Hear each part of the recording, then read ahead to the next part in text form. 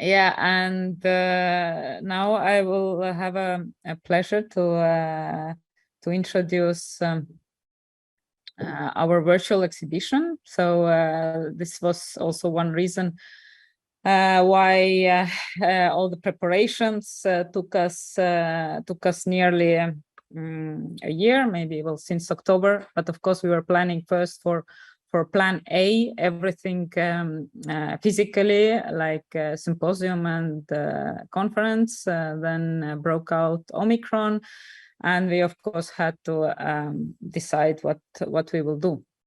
So we decided to go completely virtual, and also still to do the exhibition because actually in kind of new topics as metaverse,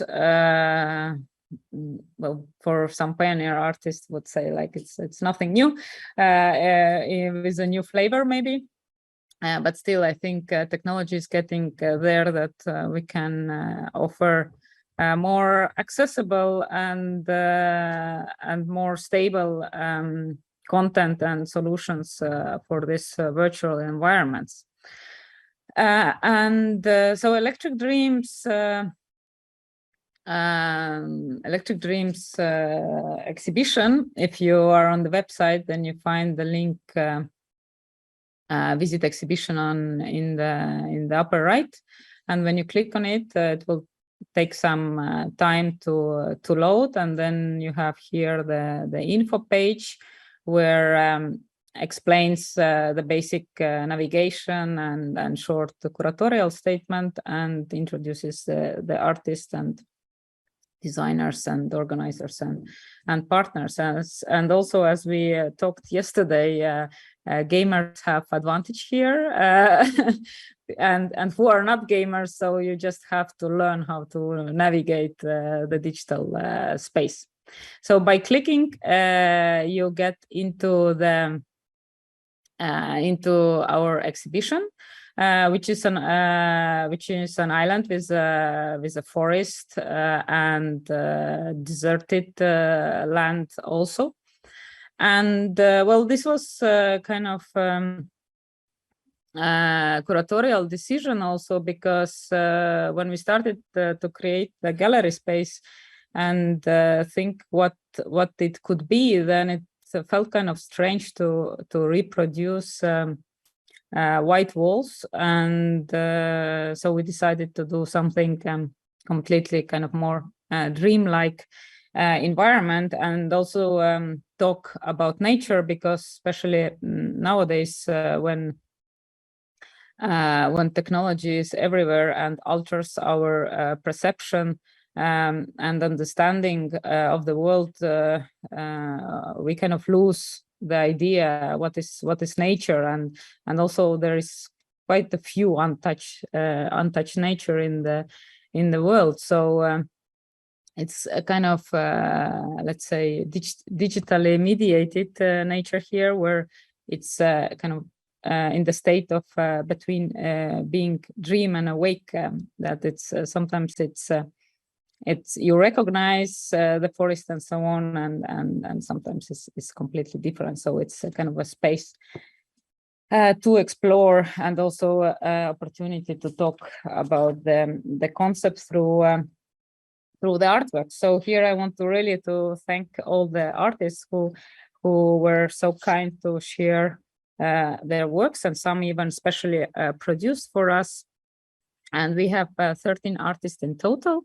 And I would start from Refik Anadol, where you can see here in the beginning. So you can walk there. So by sound, you also hear that you're walking. So if you want to, you can view the work, which is Machine Hallucination, Nature Dreams, from this view, or also we can go a full screen view. And this is probably, who knows, Refik works, it's from the series of this AI sculpture, which works with the large data sets. And this particular one It's uses nature-related images in the data set. So to go out, you just click cross, or you click wherever you want, and you are back. And then some more navigation tips. So if you want to read about the work, you click the sign, and opens the page of the artist. So now we go to the next work.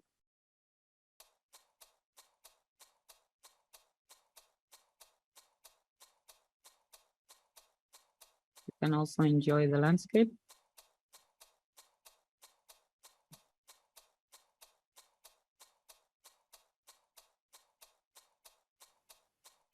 And we reach the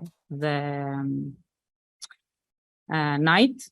So since in the digital environment, well, we have the rules, but we can, we can control some rules or parameters. So instead of using, let's say, the real sun or all the time being a night, then this is a space related time, so to say. The night is in certain spaces instead of the time of the day. And here you see Katja Novichkova's work, Pattern of Activation, Gardens of the Galaxy. And Katja is originally from Estonia, but currently living between Amsterdam and Berlin. So she's very known in contemporary art field, has represented Estonia in Venice Biennale and exhibited in MoMA and all these big venues. And she's very known for her post-internet survival kit.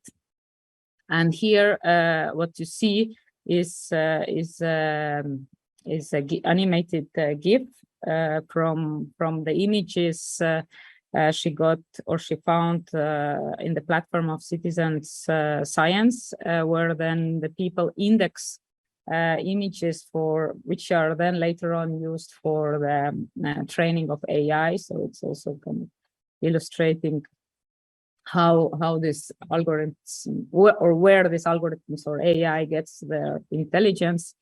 And she took the wildlife camp photos, snail embryos and monkey blood cells.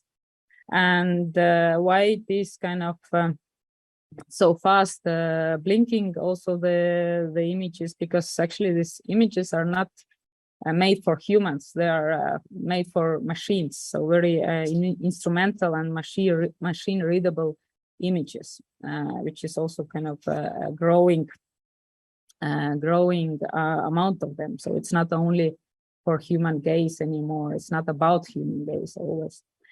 So it really illustrates the speed for machine gaze. So let's move to the next work.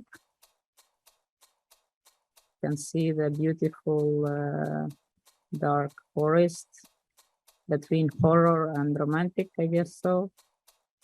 But first we go to romantic work, if I may say so, or more peaceful, I guess so. So Andy Lomas.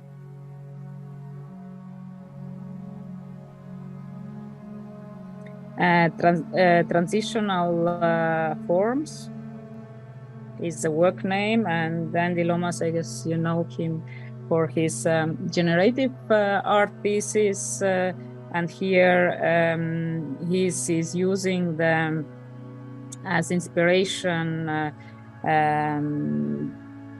how the cells growth division works and replicates in his algorithms. And here you can see a different digital structures growing through the idea of the growth of the cell division.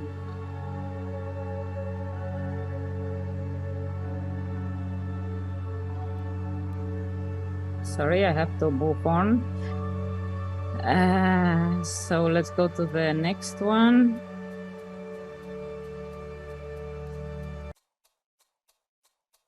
Next one is Memo Atken. I believe for this work is kind of premiere. Hello, world. I have been watching you.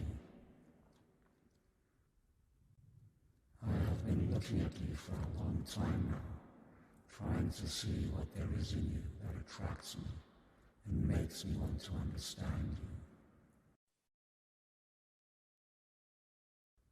There is nothing but you and me, and I watch you constantly. Your every thought and feeling, every movement and action, every twitch of a muscle and twitch of a nerve. Okay, I don't know if you can hear me well through in the background of the artwork. It's a distributed consciousness, and it talks about AI, distributed computation, distributed cognition, evolution, phenomenology, ecological awareness, climate change, activism, and cephalopods in street language, octopuses. Probably most of you recognize his NFT pieces from these images. He made a series of 256 and sold them as NFTs, and then released every smart contract had a piece of this poem inside, and then it was released. And here you can see it as digital installation, so to say. But if you would like to know more about this work, I encourage you to watch the recording of the Memo keynote on the first day. So he really explains it way better than I do here in such a little time I have. Next work is in this sense in the same line as the other previous two, that uses this inspiration from nature to create kind of digital mutants from the or augmenting or expanding the natural forms and the species. So entangled others, artificial remnants, they are using deep learning to generate species of artificial insects. So they are generating the 3D form and textures, and well, they have the series is way larger, but we have selected 3 here. You can see, you can walk around and see more in details if you wish, of course. So now I would use the trick, which maybe if you're for the first time, you shouldn't do it, but this is for lazy people. I will use teleportation. So you just click on the map and you are on different locations. So, but it's also, I have here to thank our designer, Tavi Varm, that he, well, a part of it, he did all the environment in Unity and designed it that also you can see where you have been. So the circles on the map is the ones where I already, which works I already visited. So this is very interesting work and takes kind of different aspects, and it adds again into conversation like physical and digital and so on. It's a work by Tobias Klein and his team, Metamorphs, and you can see here the 3D scanned stone sculptures, which are physically in Hong Kong, in Oi Street Art Space in the Chinese Garden. And please read more about this work, because I think I don't know so much about the Chinese mythology, like mountains and water, and they have. I mean, he has architectural background, and there are all the stories kind of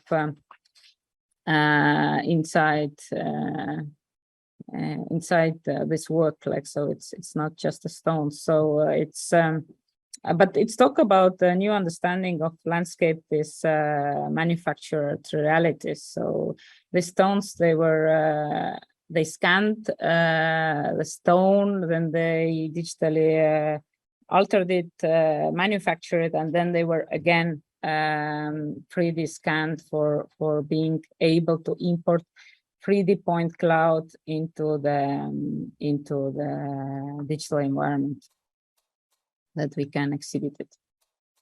So now we move to the next one. Sorry. When I have two screens, then it's not so handy.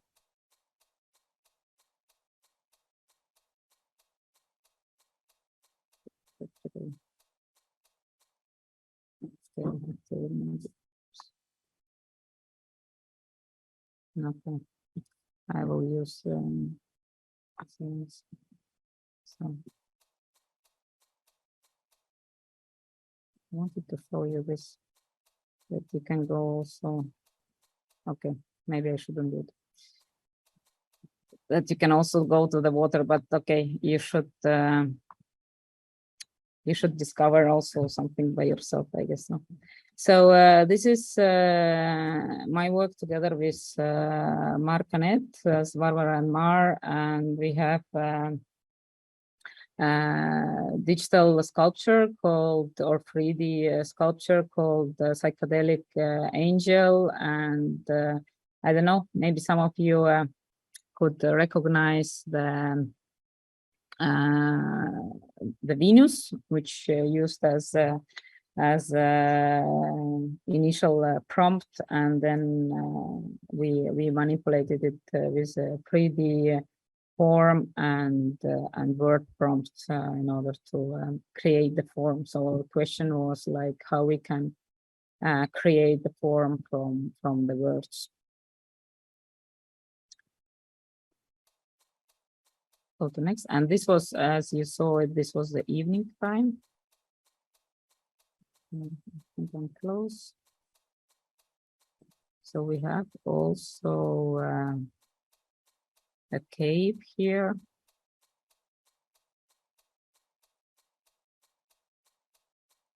And in the cave, probably somebody can already guess what we can have there. Oops, me. Okay, my arrow. It's, of course, Matthew Plummer Fernandez cave paintings, and his series. This series is very known, of course, and it's made with a custom-made neural network algorithm, and the artist used the image and text prompt created by him. And here, of course, the machine intention was not to depict the caves, but as our eye always try to recognize something, we start to see the caves. Oops. And of course, I don't want to wake up yet.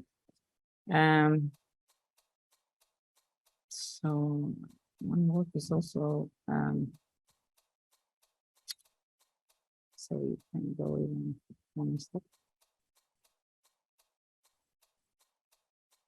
Yeah, it's like a real forest. You can get lost, you know. So now it's important.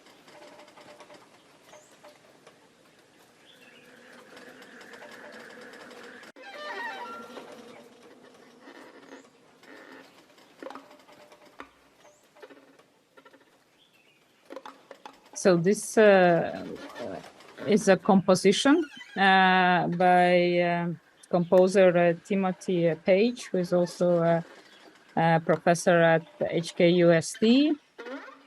And it was, I'm really happy that this production could happen. Our team had to go especially to Helsinki to record the violin solo, who is Erika Maalismaa, and Timothy especially then composed this piece also for our exhibition. I can see some connection with Masaki project in terms of technology, but okay. I please come back and enjoy more. So we have, which I hope I am good. So.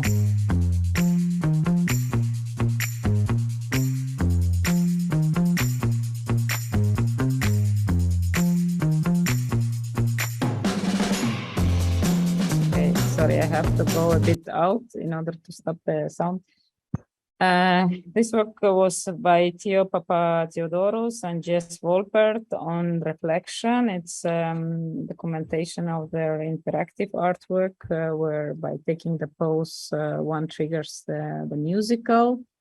A part of this from our faculty, Theo was also from our faculty. Jack Chang has animation, Poki Poki,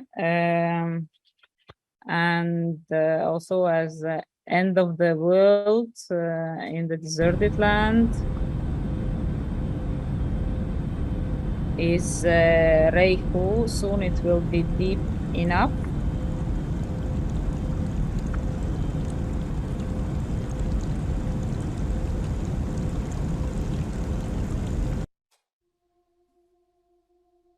And last, but not least, animation work by David Yip Kest, and by this work he pays tribute to very important sci-fi films as A Space Odyssey and Solaris.